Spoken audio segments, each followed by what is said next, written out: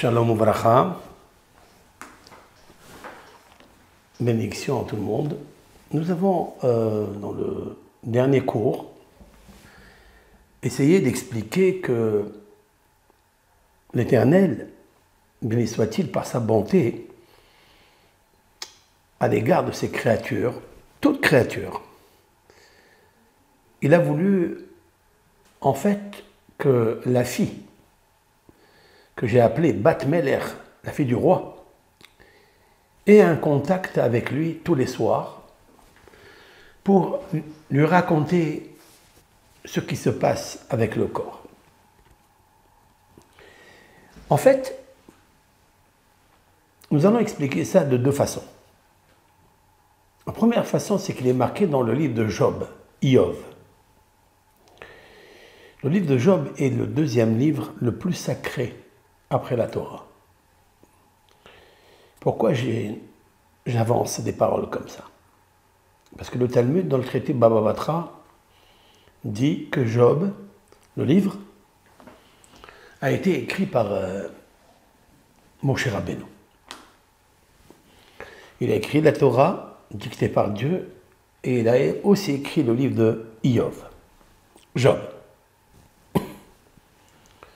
En fait, qu'est-ce que le livre de Job? Il décrit ce que la conscience, on peut l'appeler l'âme émotionnelle, ou l'âme évolutive, roi. Mais c'est sûr et certain que la conscience, c'est en fait l'énergie. Le corps, c'est l'émotion. Le corps a un langage.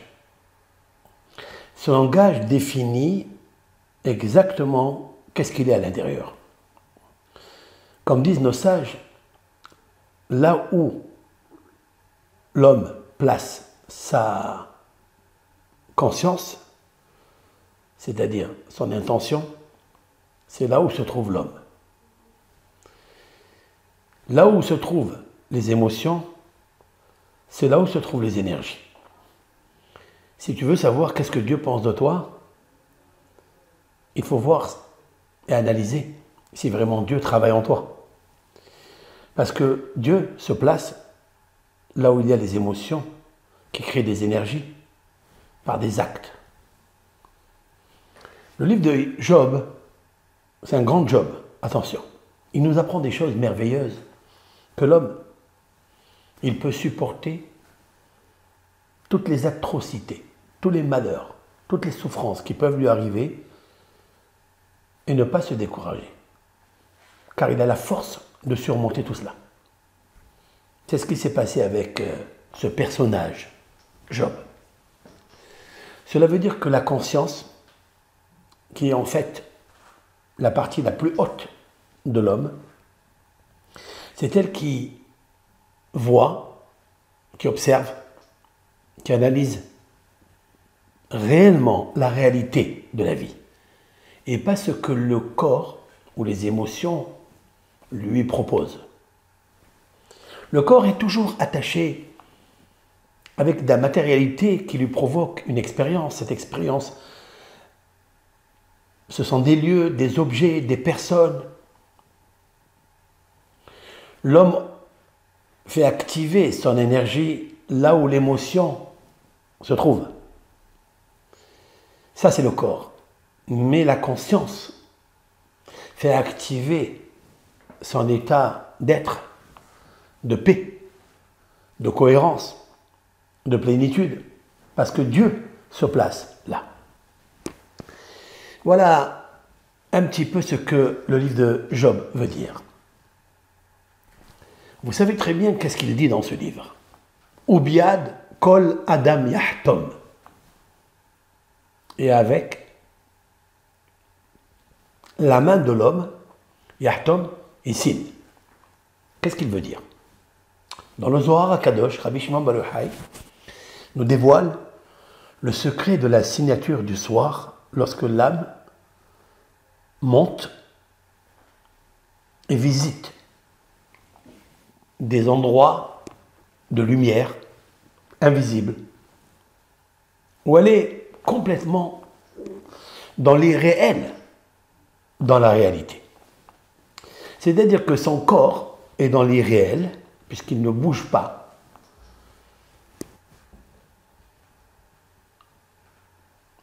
Et son âme se trouve dans le réel. Ce phénomène que Dieu a créé pendant la nuit, il l'a fait exprès. Pour que l'homme, c'est ce qu'il dit, au biad kol Adam. La profondeur du mot Adam ici, dans ce texte, et non pas Ish, c'est-à-dire l'homme, comme on a l'habitude de dire, ou bien Gever, l'homme, par sa force, ou bien Enoch, qui veut dire l'oubli, l'homme oublié, l'homme faible, l'homme soucieux, l'homme qui a des peurs. On parle ici au bien de Kol Adam Yahtom. Adam, c'est le degré le plus haut que la Torah a mentionné par rapport au niveau de l'homme suprême. À quel moment il devient Adam? Pas quand il est réveillé. Sauf quand il est réveillé et il est en action par la conscience. Et là où se trouve la conscience se trouve est placé Dieu, alors il devient Adam, ça veut dire il devient domé. Adam vient du mot domé. Certes que Adam vient du mot Adama, parce qu'il est extrait de la Adama, mais il n'est pas dit, il est extrait de Haaretz, du Afar, c'est-à-dire la terre, synonyme de souci, d'obscurité, grosse, grasse, graisseuse, noire. C'est le terrain, la loge du Yetzer Hara, du Satan, de la matérialité. Mais on parle ici de Adam, Damé, Domé, Adama. Adama, c'est un niveau plus grand. Adama, c'est l'anagramme du mot Ha-Adam, l'homme, parce qu'il ressemble à Dieu. Ben, cet Adam-là, c'est-à-dire son âme, monte et signe tout ce qu'il a fait pendant la journée. Il le signe. Ubiad kol Adam yahtom. Hatima, cela veut dire signature. Tu signes tout ce que tu fais. Maintenant, nous allons approfondir un petit peu. Quelle est la preuve de tout cela? J'ai dit déjà que le mot Shena, qui veut dire le sommeil, et qui s'inscrit avec le Aleph, comme on l'a appelé, Shin, entièrement, Shin, Yud, Nun, Yud, Vav, Dalet, Nun, Vav, Nun, He, Aleph est égal à la valeur numérique 492. Nous avons déjà parlé que ce chiffre de la nuit, du sommeil, révèle un mystère de Bat Meler, la fille du roi. Nous allons consolider cela. Donc, en fait, la fille du roi, elle va rencontrer son père. Qui est son père? Où il est marqué que notre âme, elle fait partie du nom de Dieu, de Hachem. Où c'est marqué.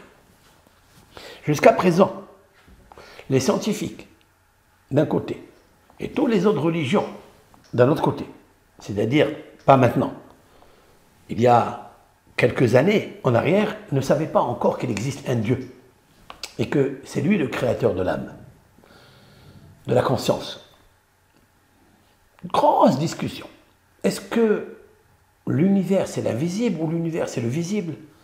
Est-ce que l'univers, il faut être prévisible ou imprévisible? Ce sont des discussions qui n'en finissent jamais. Mais nous, et moi en particulier, je me réfère à ce qui est marqué dans la Torah. Dans la Torah, il est marqué, je cite le verset, Ki helek Adonai amo, Yaakov hevel nahalato.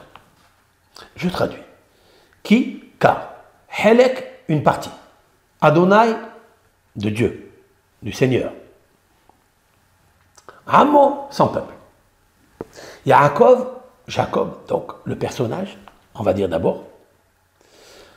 Yaakov, Hevel, Hevel c'est-à-dire la corde, Nahalato, de son héritage. Voilà ce que le verset nous dit. Mon cher Rabbeinu, il leur dit au peuple d'Israël, vous serez toujours attachés à Dieu. Vous êtes une partie de Hachem.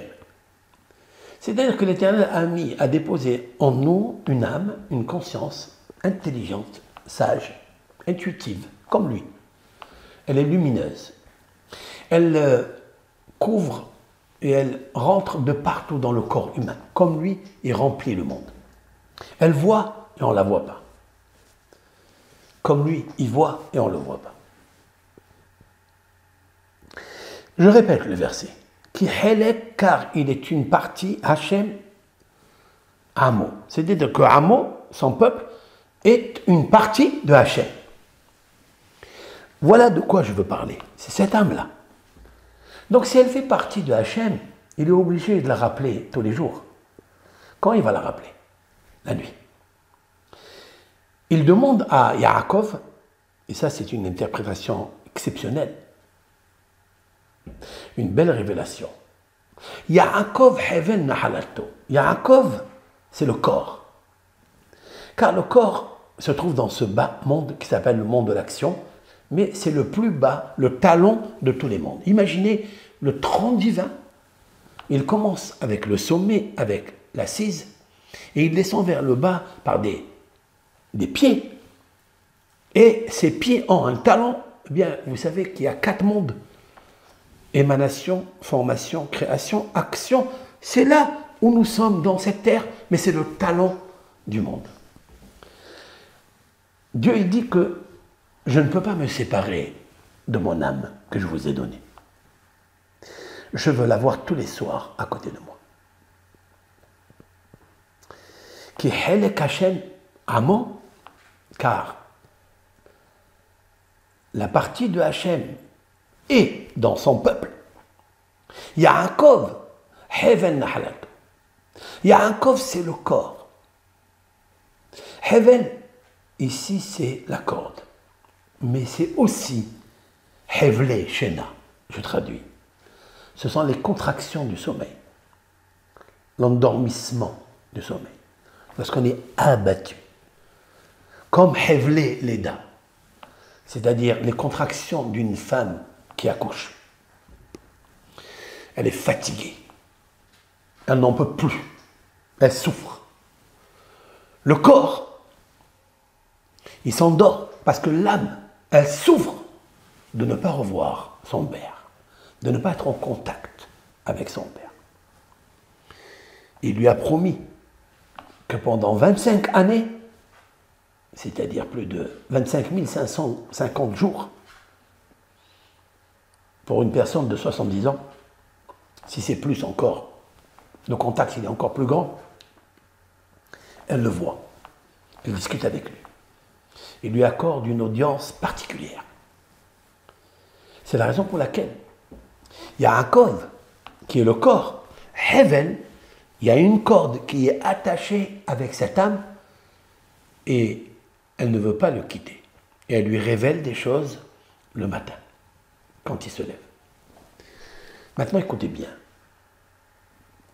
Qui Helek Hashem, Amo, Yaakov, Hevel, Nahalato, c'est la même valeur numérique que Shena dans l'image, dans la photosynthèse que je vous ai marquée, c'est-à-dire Shin entier, Shin Yud Nun, après Yud Vav Dalet, Nun Vav Nun, He Aleph, 492.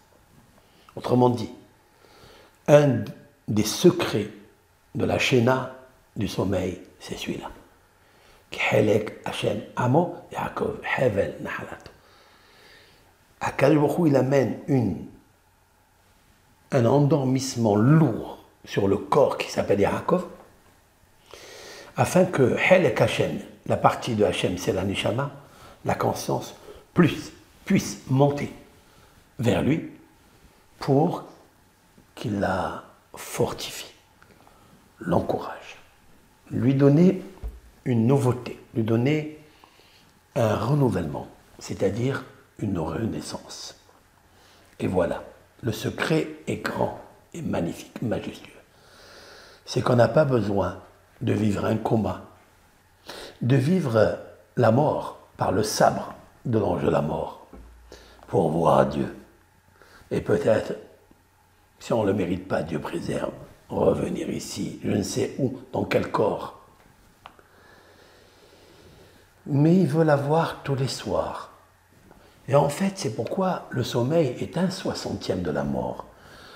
Ça n'est pas pour la mort elle-même, c'est pour les 59 degrés de sainteté qu'il lui a accordé de rentrer avec lui en contact, de parler avec lui, pour lui donner une nouvelle renaissance.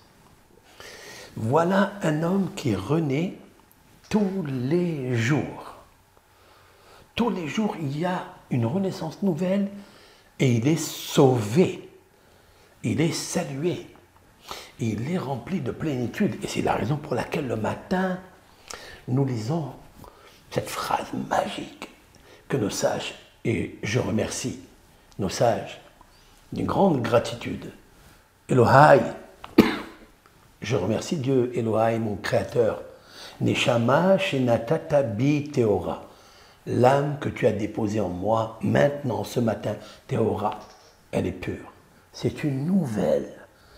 Tu n'as pas besoin de partir de ce monde, que le corps s'éteint complètement, l'âme se sépare et elle vit des turbulences. Elle vit des mutations, je ne sais où. Tu as besoin juste de te préparer pour recevoir cette âme pendant le sommeil. Tehorai, elle est pure. Pourquoi elle est pure? Atta berata. C'est toi qui l'as formée. Atta yetzata. C'est toi qui l'as créée. Atta nefahtabi. Tu l'as insufflé en moi. Mais un jour, tu vas la retirer de moi et me la ramener à la résurrection des morts. Pourquoi nos sages ont institué ce passage? C'est pour nous dire d'abord que l'homme, il est de passage. Mais comme il n'est pas sage, alors Dieu a fait en lui, a fait pour lui, que chaque soir, il peut se renouveler par le contact avec le Père. Bat Melech avec le Père, parce que le Bat Melech, la fille du roi, elle est en fait Helek Hashem Amo. Elle est une partie de Dieu. Et c'est la raison pour laquelle à ta Berata, tu la renouvelles, tu la recrées. Donc en fait, nous allons dormir 8 heures. Nous devons nous préparer plus. Comment vivre ces 8 heures lorsque je suis dans les oubliettes, le corps, et que la Neshama, elle parle avec Dieu, avec son Père. Elle a perdu tout repère. Elle ne peut plus commettre d'impair. Et Dieu, il la prend dans ses bras, il l'embrasse, il la tonifie, il lui donne des encouragements pour qu'elle puisse descendre ici-bas pour se renouveler et renouveler son programme, reprogrammer la conscience, de ne plus faire attention à la vieille personne qu'il était. C'est de faire une nouvelle version le matin grâce à la conversation qu'il a eue le soir, et il fait vraiment une conversion nouvelle avec Akadosh Baruch, le Créateur. Voilà, en quelques mots, un des grands secrets du sommeil. Profitez de bien dormir. Préparez-vous à dormir 8 heures, 6 heures, mais que ce sommeil-là soit vraiment profitable, bénéfique. Et ça se voit le matin.